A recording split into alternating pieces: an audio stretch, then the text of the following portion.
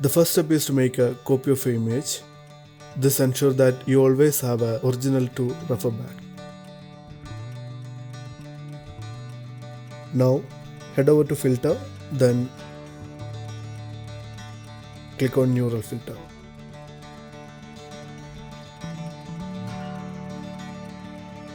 Look at this, we have got a variety of options. But today we are focusing on skin smoothing. Toggle it on and watch the magic happen. You can adjust the values if you want more smoothness. Then click on OK. Once you are happy with the skin smoothness, let's enhance the overall look. Go back to filter, but this time select camera raw filter. Here there are multiple options to adjust the light, color, etc. We'll play with the effects. Adjusting the clarity and texture until it feels just right, then click on OK.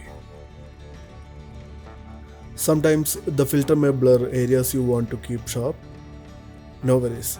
Grab the eraser tool and carefully remove any excess smoothing from specific parts of the face. And yes, check out the transformation.